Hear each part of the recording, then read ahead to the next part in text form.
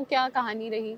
देखिए, हमारे परिवार में पहले हमारे बड़े बुजुर्ग कार्य करते थे तालाबों से संबंधित, तो हमने भी सोचा कि क्यों ना हम भी प्रयास करें। तो मैंने गाजियाबाद स्तर से प्रयास करा, लेकिन यहाँ से संभव नहीं हो पाया। फिर मैं 3 बार जनता दर्शन में गई, जो कि 2 बार तो माननीय मुख्यमंत्री जी से मेरी मुलाकात नहीं हुई, लेकिन तीसरी बार मेरी माननीय मुख्यमंत्री जी से मुलाकात हुई। तो उन्होंने तभी ही नगर निगम को आदेश कर दिया। मतलब आपने उनसे क्या कहा कि क्या मैंने कहानी थी? यही कहा कि भाई हम मछुआ समुदाय के लोग हैं, आप इतनी सारी योजनाएं हम लोगों को आगे बढ़ाने के लिए देते हैं, सक्षम बनाने के लिए देते हैं, तो एक तालाब मुझे भी दे दीजिए ताकि मैं भी अपने परिवार का पालन पोषण कर सकूं उसमें कार्य करके। और वैसे भी अगर आप मुझे तालाब दे देते तो इससे तो विभाग की ही मतलब फायदा उनको धनराशि मिलती रहेगी। तब उन्होंने तभी ही मतलब उनको फोन कर दिया था गाजियाबाद नगर आयुक्त जी को। तो मछली पालन में आपका इंटरेस्ट था शुरू से, या ये था कि जो परिवार का है उसे मुझे आगे बढ़ाना है? क्योंकि आपसे पहले जो एक बीच की जनरेशन है वो तो नहीं कर रही थी मछली पालन।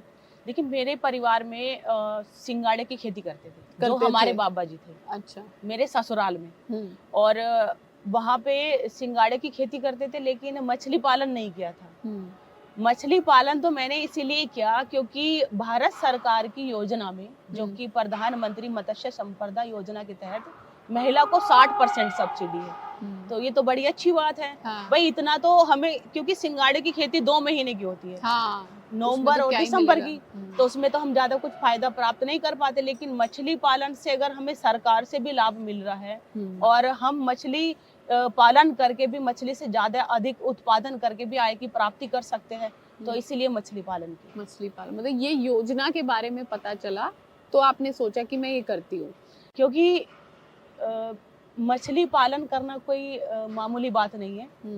पहले तो हमें मछली का बच्चा ही लेकर आना होता है, फिर वो ऐसा नहीं कि पानी में गिर के खुद से ही बड़ी हो जाएगी। करीब 6 महीने से पहले मछली कोई बड़ी नहीं होती, मार्केट के अनुसार नहीं होती, तो लगभग हमें 6 महीने तक उनको खाना खिलाना होता है। यानी कि खाने के लिए भी हमें पैसे की जरूरत पड़ती है। तो जहाँ पे हमारा बैंक हम मत्स्य पालकों को लोन देने में असमर्थ होता है, तो वहाँ पे भारत सरकार की ये योजना ही हम लोगों को आगे बढ़ाने में कामयाब करती है। तो इस योजना के बारे में थोड़ा सा और बताइए कि कौन अप्लाई कर सकता है, कैसे और कितना इसका फायदा होता है? आपने कब अप्लाई किया था सबसे? तो आपने ये सारी तैयारी कर ली थी, मतलब आपने जब आप जनता दरबार में गई उससे पहले ट्रेनिंग ले ली थी या उसके बाद ट्रेनिंग ली है? देखिए, दरअसल मैंने तो सिंगाड़े के लिए ही आवेदन किया था। मैं सिंगाड़ा ही करना चाहती थी। मतलब फिर मैंने सोचा कि जब योजनाएं निकल रही है, भारत सरकार भी दे रही है, उत्तर प्रदेश सरकार भी दे रही है, और कुछ हमारे कृषि विज्ञान केंद्र से भी गाजियाबाद से बहुत सी ऐसी सुविधाएं हैं, जैसे कि